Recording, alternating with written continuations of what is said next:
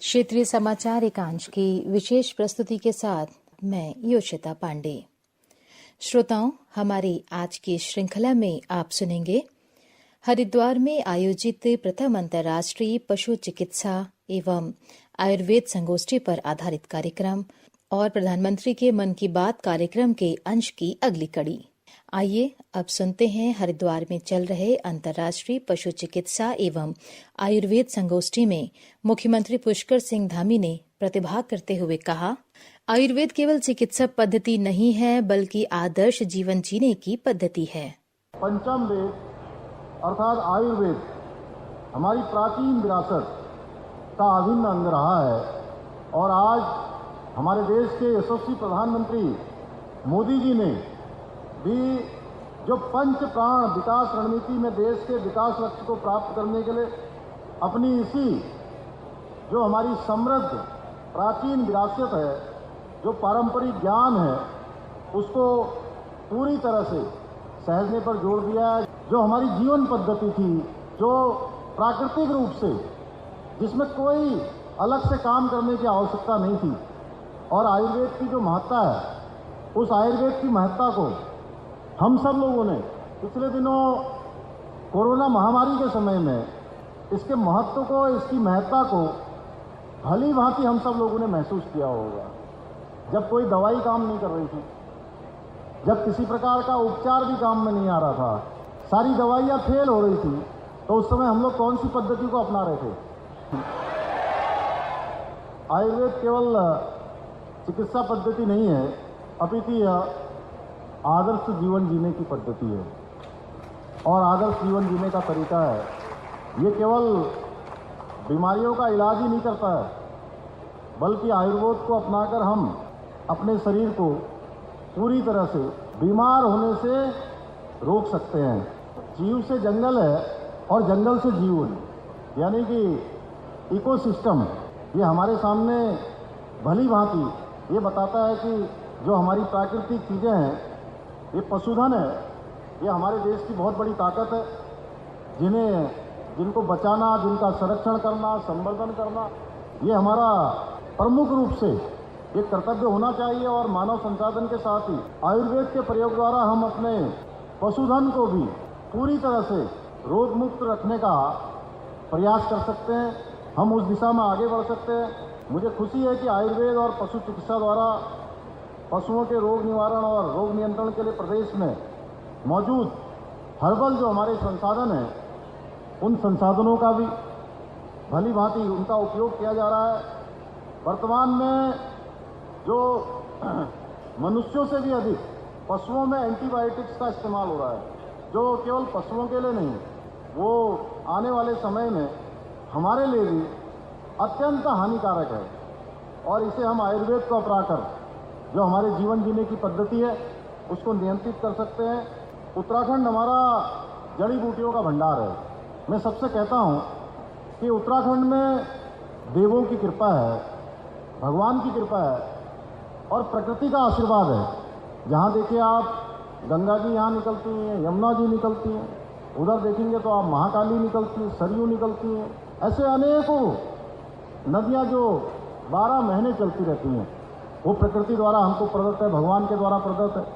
उसके ऊपर से बड़ा भूभाग, एक बड़ा भूभाग 71%, कम नहीं 71% भूभाग वनों से आच्छादित है और उसमें से भी 7 पर्वतों से आच्छादित है। आज देश की सीमाओं को भी अगर हम देखेंगे तो उत्तराखंड के नौजवान हर घर से कोई न कोई सेना या अर्धसेना में काम कर रहा है। आदरणीय प्रधानमंत्री जी और केंद्र की सरकार के सहयोग से आयुष और आयुर्वेद के क्षेत्र में निरंतरता से काम कर रहे हैं। हम लगातार चीज़ों को आगे बढ़ा रहे हैं और आयुर्वेद से होने वाले जो लाभ हैं, उनको आम जन तक पहुंचाने का प्रयास कर रहे हैं। 300 आयुष हेल्थ और वेलनेस केंद्रों के संचालन व 150 पंचकर्म केंद्रों की स्थापना के लिए हमारी सरकार लगातार कार्य कर रही है।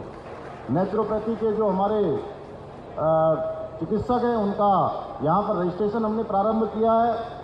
आयुर्वेद, होम्योपैथ और नेचुरोपैथी के विकास तथा रोजगार व आर्थिकी को व्यापक विस्तार देने के लिए हम लगातार इस क्षेत्र में काम कर रहे हैं। इसके साथ साथ राज्य में हमने पशुधन मिशन भी प्रारंभ किया है। इसके तहत 60 करोड़ का जो निवेश है उसको किए जाने की भी योजना बनाई है। इससे 7,000 जो हमारे पशुपालक हैं उनको प्रत्यक्ष या अप्रत्यक्ष रूप से उनको रोजगार का अवसर भी इससे प्राप्त होने वाला है। इसके साथ साथ पशुधन योजना प्रदेश के 4 लाख पशुपालकों और कुक्कुट पालकों की आय बढ़ाने में भी मददगार साबित हो रही है। उत्तराखंड के गांव में दुनिया की सबसे समृद्ध और सबसे कुशल पशु स्वास्थ्य परंपरा मौजूद है।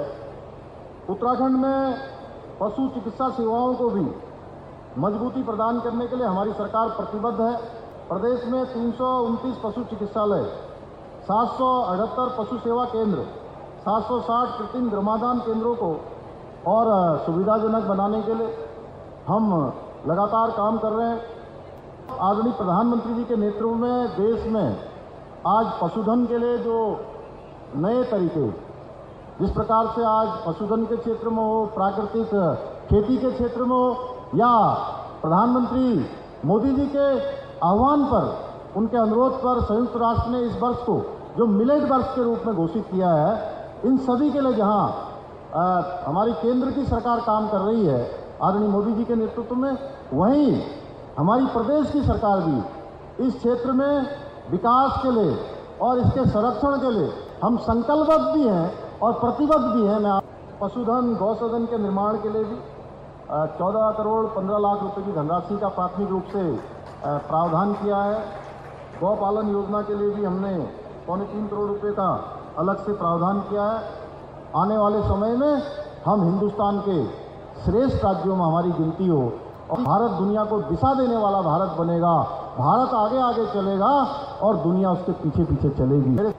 श्रोताओं, आकाशवाणी से विशेष श्रृंखला में प्रधानमंत्री के मन की बात कार्यक्रम के अंश प्रसारित किए जा रहे हैं। लोग, आवाज और सीधा संवाद, यानी हमारे, आपके, हम सबके मन की बात। जी हां, ऐसे ही करोड़ों लोगों से जुड़ते हैं हमारे प्रधानमंत्री आकाशवाणी पर हर महीने के आखिरी रविवार को मन की बात कार्यक्रम के साथ। 3 अक्टूबर 2014 को शुरू हुआ ये सिलसिला इस बार अप्रैल में अपनी 100वीं कड़ी के साथ जारी रहेगा। इस अवसर पर आकाशवाणी इस विशेष कार्यक्रम से प्रधानमंत्री के कुछ ऐसे चुनिंदा संबोधनों को प्रस्तुत करने जा रहा है जिन्होंने देश को नई राह दिखाई।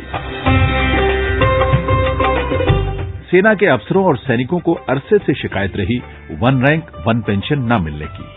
2014 के चुनाव अभियान में प्रधानमंत्री मोदी ने सीमाओं की रक्षा में जान की बाजी लगाने वाले सैनिकों की इस मांग को पूरा करने का वादा किया, जिसे सरकार बनते ही पूरा किया गया। 31 मई 2015 को प्रसारित मन की बात में प्रधानमंत्री ने इसकी यूं चर्चा की। मैं आपको विश्वास दिलाता हूं, मैंने निवृत्त सेना के जवानों के बीच में वादा किया है कि मेरी सरकार 1 रैंक 1 पेंशन लागू करेगी। हम जिम्मेवारी से हटते नहीं हैं और सरकार बनने के बाद भिन्न भिन्न विभाग इस पर काम भी कर रहे हैं। मैं जितना मानता था उतना सरल विषय नहीं है, पेचीदा है और 40 साल से उसमें समस्याओं को जोड़ा गया है। मैंने इसको सरल बनाने की दिशा में, सर्व स्वीकृत बनाने की दिशा में सरकार में बैठे हुए सबको रास्ते खोजने पर लगाया हुआ है।